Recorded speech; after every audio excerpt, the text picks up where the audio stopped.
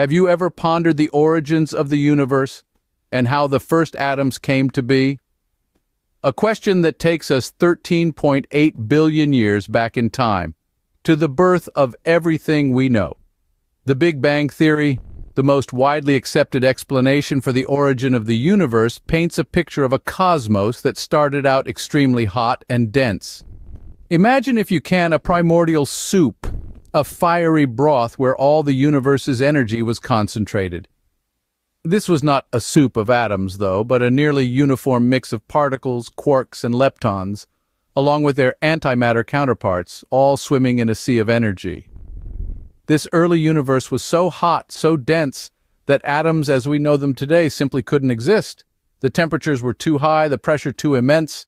The fundamental particles, instead of coming together to form atoms, were constantly being ripped apart, creating a state of constant flux. It's important to note that this was not a static situation, but rather a dynamic process. The universe was expanding, and as it expanded, it cooled. But for a long time, it remained too hot and too dense for atoms to form. So in this early stage, the universe was a place of incredible energy and chaos, a place where the fundamental building blocks of matter were prevented from coming together to form the atoms that make up the world we know today. But of course, atoms do exist. They make up everything we see around us, from the air we breathe to the stars in the night sky. So, if the early universe was too tumultuous for atoms, when did they first appear? Imagine for a moment a universe cooling down and expanding over hundreds of thousands of years. This is not the universe as we know it today, but one that is in its infancy, just starting to take shape. Picture a cosmic soup, a dense plasma of particles, predominantly photons, electrons, and baryons, all in an energy-packed dance. As the universe expands, it also cools. This cooling process is crucial.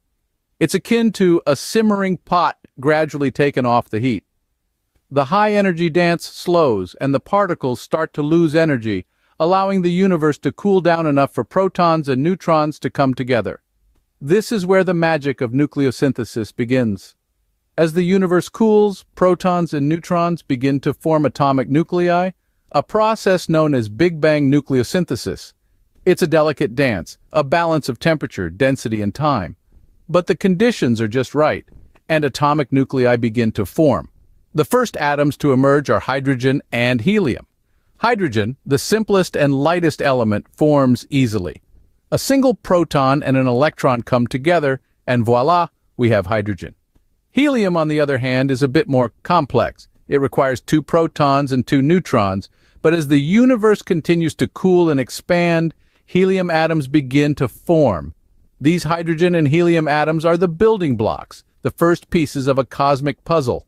They set the stage for the creation of heavier elements, the formation of stars and galaxies, and ultimately the emergence of life as we know it. And thus the first atoms were born, setting the stage for everything to come. With the birth of atoms, the universe was no longer a homogeneous soup. It started to gain structure. The emergence of atoms brought a new chapter in the cosmic story, setting the stage for the formation of stars and galaxies. Gravity, the great sculptor of the universe, began to pull these atoms together. Think of atoms as the universe's Lego blocks. Alone, they're simple, but together, under the influence of gravity, they can form complex structures. Over millions of years, these particles clumped together, creating pockets of gas that grew denser and denser. In these pockets, gravity was so strong that it kick-started a process that lit up the universe, nuclear fusion. Now picture this. In the heart of these first stars, incredibly high pressure and temperature conditions allowed for the hydrogen atoms to collide and fuse together, forming helium. This process, known as nuclear fusion, releases energy in the form of light and heat. This is how stars shine. But the dance of atoms didn't stop at helium. The stars, acting like cosmic cauldrons, cooked up heavier elements. Larger stars with more intense heat and pressure could fuse helium atoms to create carbon, oxygen, and other heavier elements. Even elements like gold and uranium were formed in these stellar nurseries. When these stars exhausted their nuclear fuel, they didn't just fade away. They went out with a bang in spectacular explosions known as supernovae. These stellar explosions, not only scattered these newly formed elements across the universe, but also created even heavier elements in the process. These elements, flung far and wide across the cosmos, eventually found their way into other stars, planets, and even life forms. It's fascinating to think that the very atoms in our bodies could have been cooked up in the heart of ancient stars. In the heart of stars, the universe's complexity grew, creating the diverse array of elements we see today. So the next time you look at the twinkling stars, remember, you're not just looking at balls of burning gas, but cosmic factories that have been churning out the building blocks of the universe for billions of years. But how did these atoms lead to the emergence of life as we know it? That's a question that has intrigued scientists for centuries. You see, it's all about how atoms combine to form complex molecules, which are the building blocks of life. Let's take a trip to the cosmos for a moment. Scientists recently discovered complex organic molecules called polycyclic aromatic hydrocarbons in an ancient galaxy. This galaxy, named SPT 041847, existed just 1.5 billion years after the universe was born. What's intriguing is that, despite its young age, it had already produced enough stars and heavy elements like carbon and oxygen to create these complex compounds. This discovery confirms that even in ancient times, galaxies were chemically advanced. Back to our home planet, Earth. Scientists believe that life here may have originated from gamma-ray-induced reactions in space rocks. Gamma rays, the most energetic beams of light in the universe, are thought to have forged amino acids, the building blocks of life, in these rocks due to the decay of radioactive elements. This suggests that meteorites may have delivered the necessary ingredients for life to our planet billions of years ago. To add another layer to this cosmic recipe for life, astronomers have detected the molecule dimethyl ether in a planet-forming disk around a nearby star. This molecule is considered a precursor to prebiotic molecules like amino acids and sugars, and is the largest molecule identified in a planet-forming disk so far. All these discoveries paint a picture of how atoms, the universe's tiniest building blocks, can lead to the emergence of life.